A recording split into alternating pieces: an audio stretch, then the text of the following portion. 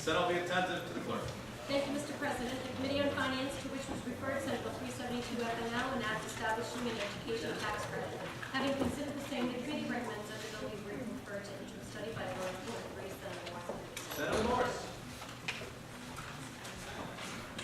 Thank you, Mr. President. I asked you to, I move interim study, and I asked you to vote against the interim study motion, and I will offer. Thank you, Senator Morse. The question before the Senate is interim study on Senate Bill 372. All parliamentary inquiry, Senator White. So if I wanted to get ready for a floor amendment, then I would vote no on the interim study. Is that correct? If you are in favor of interim study, you would vote yes. If you are opposed to interim study, you would vote no. Question before the Senate, interim study on Senate Bill 372. All those in favor? Aye. Those opposed? No. The noes have it. The bill is on second reading. Open to further amendment. Recognize Senator Morse. Well, I just move on to pass and release Senator Morse moves on to pass. Now the bill is on second reading. And open to further amendment. Senator Forsythe wants to introduce amendment number 1486. Senator Forsythe, you may speak to that as it's being distributed. Thank you, Mr. President. So we already discussed the policy. In finance, a recommit was recommended, but I worked with Senator Morse and Senator Forsythe, my constituents have been doing it now, Senator Forrester, to address their concerns and offer this amendment, co-authored by Senator Morse and Senator Forrester. Before we do that, and anticipate hopefully a great vote, I would like to thank Senator Carl Johnson from my group. He worked on Senate Bill 131 back in 2006, very much along these lines. And all the other people who worked on school choice over the years, it's been a very long battle. We hope to win it this year, especially Senator Morse, who worked very hard on the voucher bill. This is not in the past. So the changes that I'm introducing here in Senate Bill 317 are first off, we are holding the percentage of what I will colloquially call switchers to 70% over the first 2 years of the program years, which is the next biennium. And then it drops to a lower rate of 5% per year. The requirement drops by 5% per year. We also are dropping the cap amounts. Instead of the tax credit being capped at $6.8 million, we're dropping it to $3.4 million in the first year, $5.1 million. With the idea that we are starting smaller, the impact is smaller. It's kind of like having a trial program. We have also added language for self-dealing that the House subcommittee was working on, and we adopted that. What that change does is ensures that a business owner or people influential in the business can't make a donation and then have that scholarship organization then fund their children. That's not the intent of this legislation to give businesses advantages.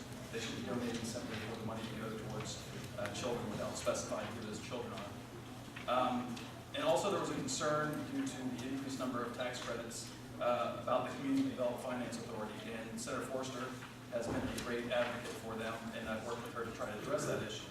And the language that I've added starts in line 29 on page 1. It says each program year, the increase in the tax credit cap is going to be contingent on the board of the Community Development Finance Authority certifying they met their $5 million donation cap, or that they had sufficient offering but for technical reasons were not able to meet it.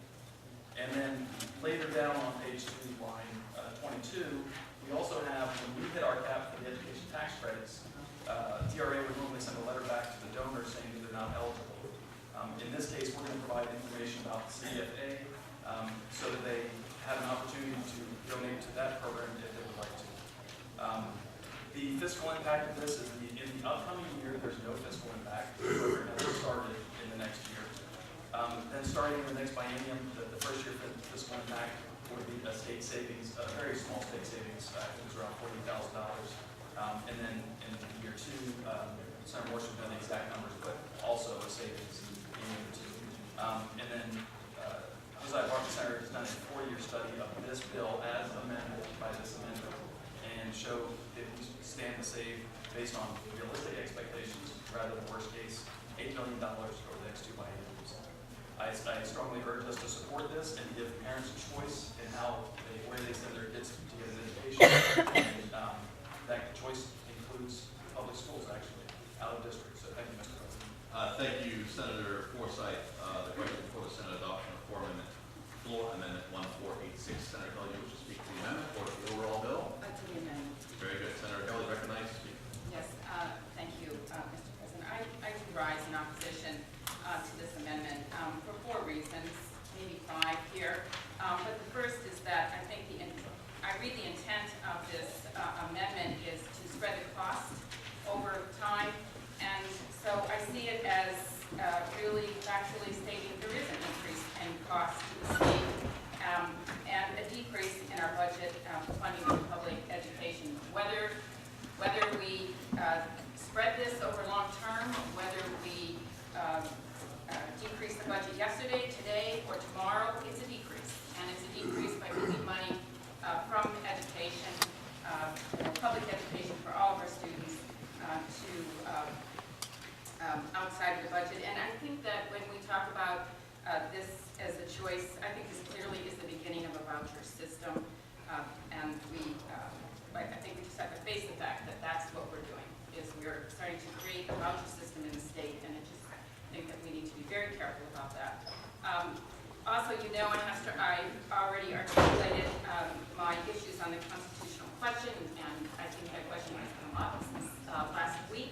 In other forums, I've heard different discussions about that, and those discussions really did direct us exactly right to the New Hampshire Constitution, which is unique. It is a unique constitution on the statement, the language is unique to New Hampshire than to other states. And again, I just want to be clear that what it says is that no person shall ever be compelled to pay towards the support of schools of any sect or denomination.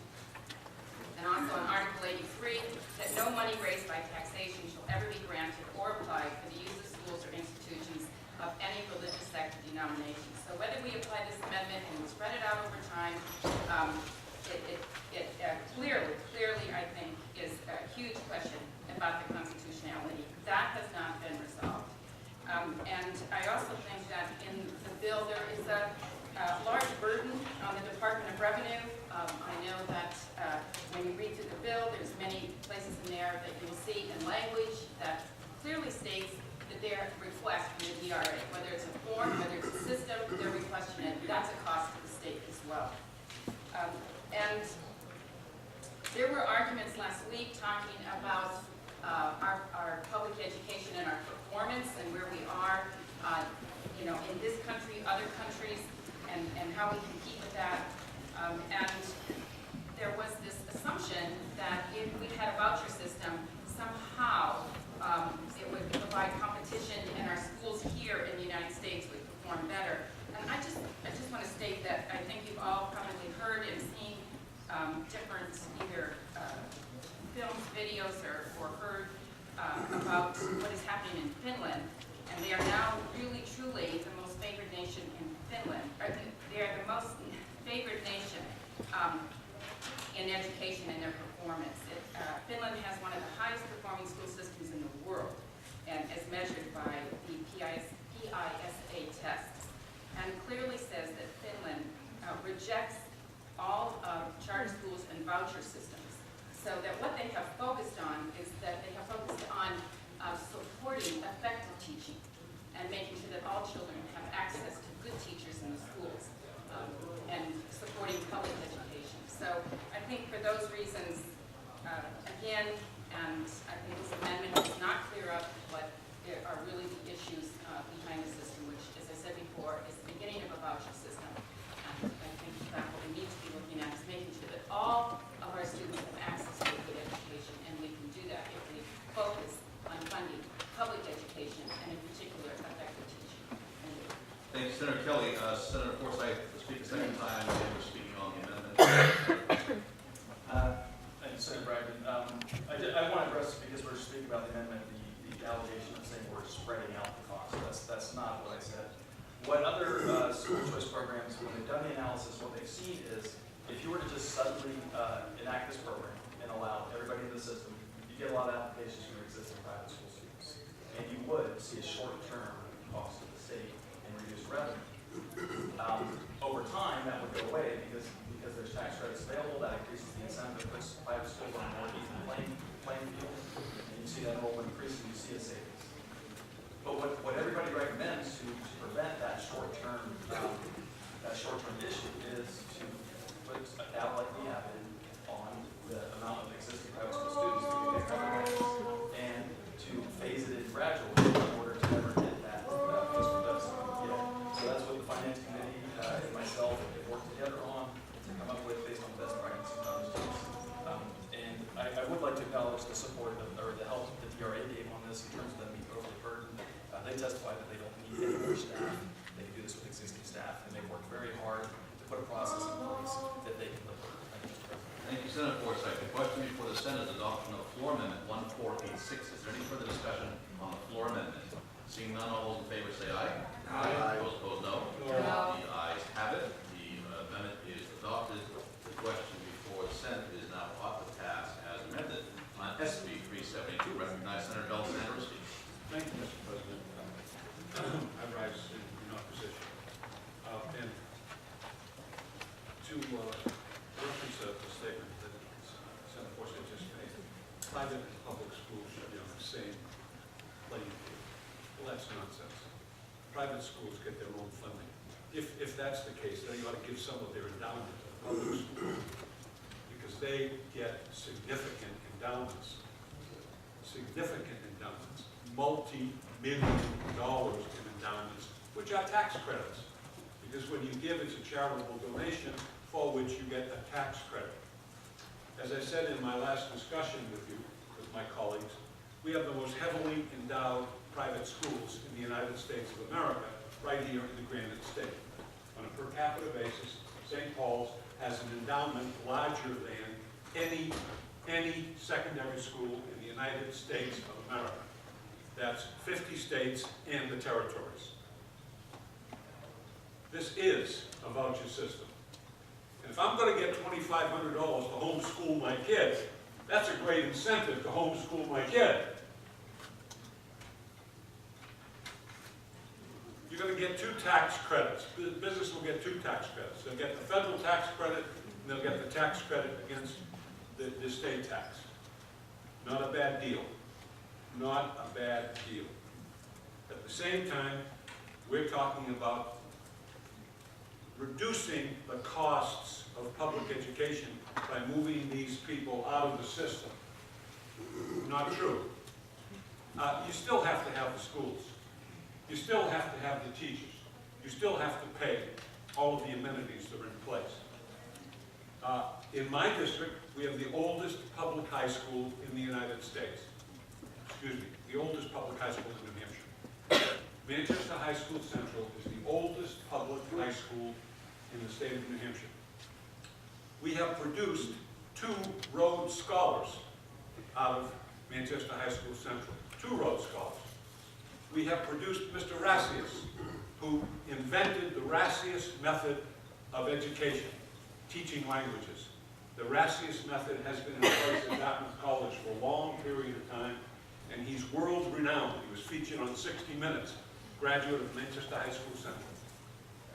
We should be doing more for public education, not finding ways to withdraw from public education. Public education is a melting pot. We take everybody. Everybody in this state is entitled to a free and appropriate education. If we begin to erode that system, we're going to cause great conflict. That's something we shouldn't have and we shouldn't create. You can go to a private school, pay the price. You make a sacrifice. I went to a Catholic school. I said this before. I went to St. Lazarus School as a kid. I went to St. Joseph's School. My parents didn't get any tax credit. My mother worked in a candy factory so that we could have enough money to survive. Okay? No tax credit. But we went there because it was a choice. That choice still exists for everybody. But when you make a choice, we just talked about a bill about making a choice. When malpractice came, and we were so adamant that making that choice was so wonderful, it was going to save us all. Make a choice.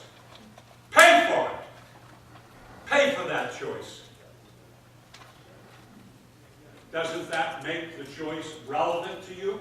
You are willing to do this? You're willing to make that sacrifice? These scholarships, who's going to make the decision on who gets the scholarship?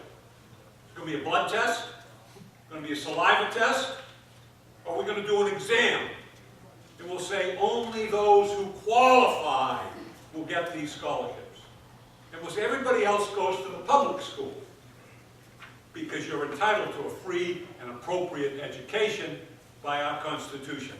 A free and appropriate education. No tax credits. And if you're a special student, you get special attention. If you need it, you get it. Because we have a federal law and we have a state law. I think I'm correct, Senator Stiles, am I not? And we even transport you.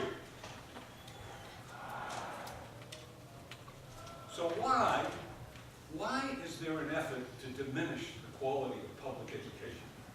Why? We should be doing everything we can to enhance public education, to enhance it, to give everyone an opportunity to succeed. And if you want a private education, pay for it. Work hard. Pay for it. My father used to work nights, constantly. He was in the plumbing and heating business, crawling around in cellars. Had 4 boys, all of whom were educated, without any tax credits. Thank you, Mr. President. Thank you, Senator D'Alessandro. The question before the Senate is not to pass as amended on Senate Bill 372. Recognize Senator Larson. I too rise to oppose Senate Bill 372 as amended or unamended. What we have is a bill that violates the Constitution of our state, which each of us raised our right hand and swore to uphold. In Article Part 1st, Article 6, there is a sentence saying, but no person shall ever be compelled to pay towards the support of the schools of any sect or denomination. If a business tax credit is not paying towards a sect or denomination, a business tax credit is the same as my paying, in one way or another, for a sect or a denomination. When this bill allows school vouchers to go to non-public schools, particularly of religious affiliation. What kind of state are we what kind of legislature are we when we are making choices to reduce the budget of the University of New Hampshire by millions of dollars? Refusing to give a business credit to our community colleges that we know will grow jobs. And choosing instead to give a business credit to a totally unconstitutional creation of private vouchers. It makes no sense. It makes no sense. And it's unconstitutional. Court of laws will find it's unconstitutional. I don't see why anyone in this room is willing to support it. Some of us have been in this chamber long enough to have seen the gradual, as Senator D'Alessandro explained, the gradual chipping away the very basis of what makes America strong. And that is our system of public education. The melting pot that brings people of all creations, denominations, affiliations together. We get to know people from various walks of life in that way.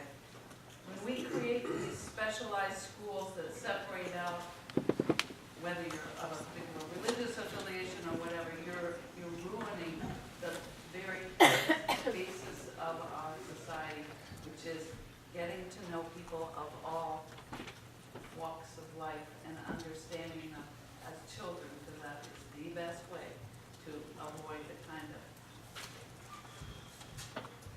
blind-eye bigotry that can occur if you are in a very secluded setting. This is a bill that's wrong-minded, it's unconstitutional. It puts our money, puts state money in places where we should be investing in jobs, we should be investing in our universities, our community colleges. We should be doing any number of things with our state money in terms of credits. We've done them in some of those things, the research and development bills. But this is wrong, it's unconstitutional, and I urge each of you to think very carefully about that as you are asked to vote on this bill through roll call. Mr. President. I'll take that as a request for a roll call. Is there a second when we get to that? Second.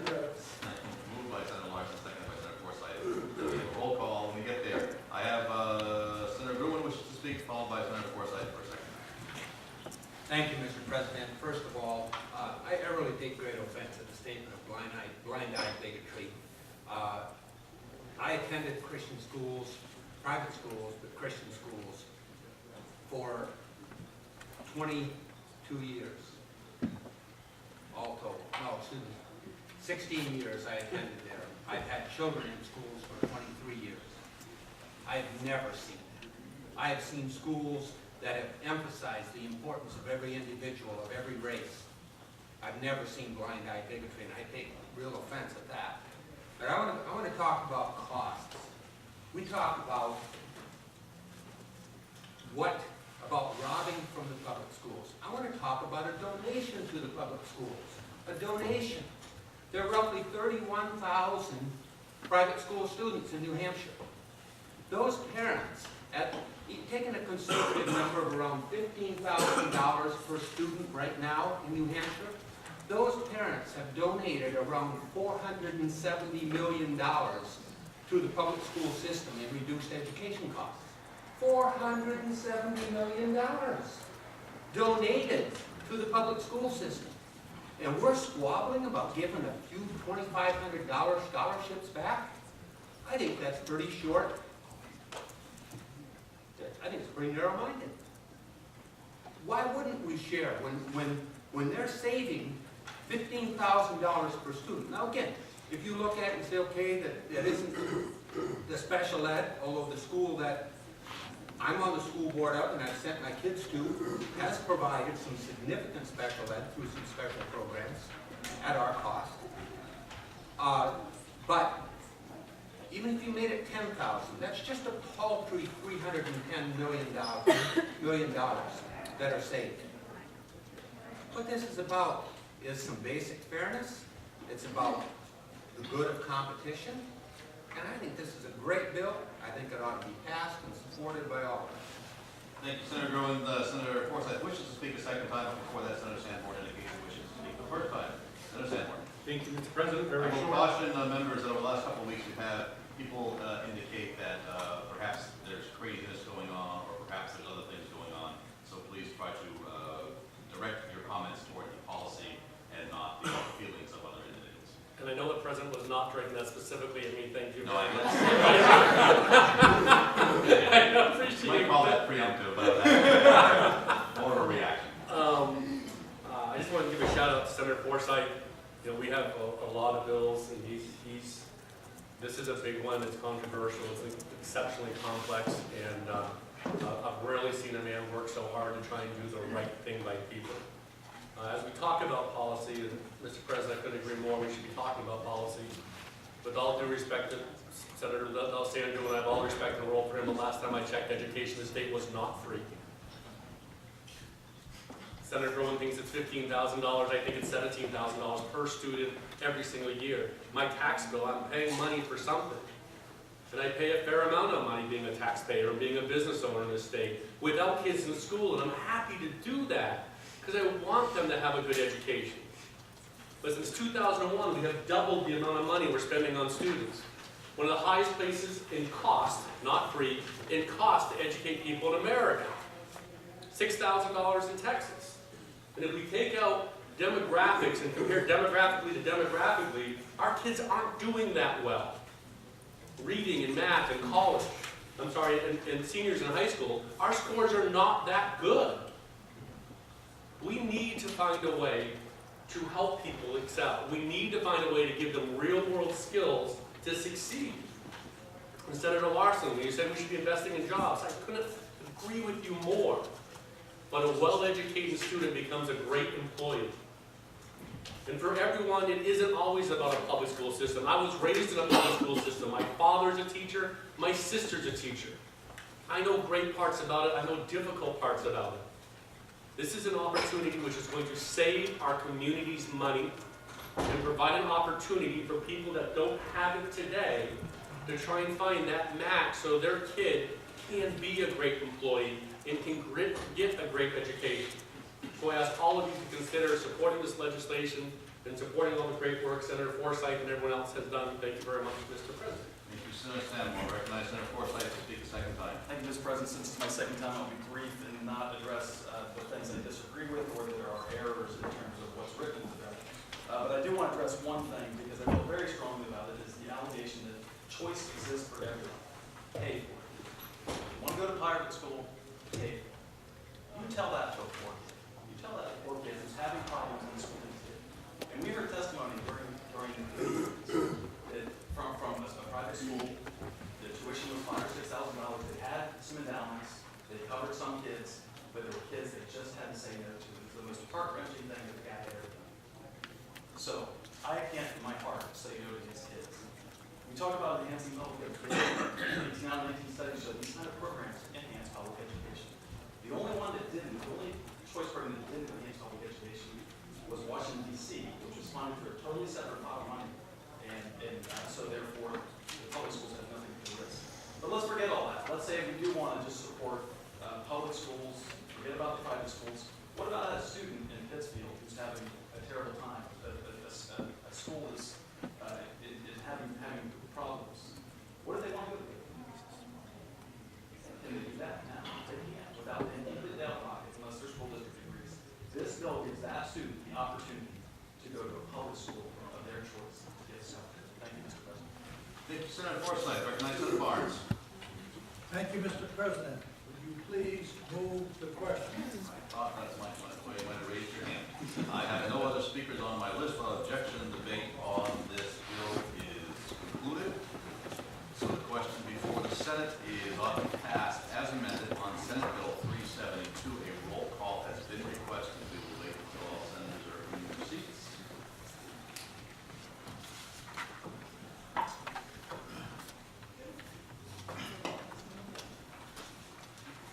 The question before the Senate is on the pass as amended on Senate Bill 372. The clerk shall call the roll. Senator Gallus. Yes. Senator Forster. Yes. Senator Bradley. Yes. Senator Forsyth. Yes. Senator Hood. No. Senator Brewer. Yes. Senator Sanborn. Yes. Senator Odell. No. Senator White. Yes. Senator Kelly. No. Senator Luther. Yes. Senator Lambert. Yes. Senator Carson. Yes. Senator Larson. No. Senator Booton. Yes. Senator Barnes. Yes. Senator DuBois. Yes. Senator Roush. Yes. Senator D'Alessandro. No. Senator Merrill. No. Senator Morse. Yes. Senator Prescott. Yes. Senator Stiles. No. Senator Bragdon. Yes, on a vote of 17 to 7, the motion is adopted and the bill is ordered to third reading. Let us now venture into the brave world of Senate Bill 212.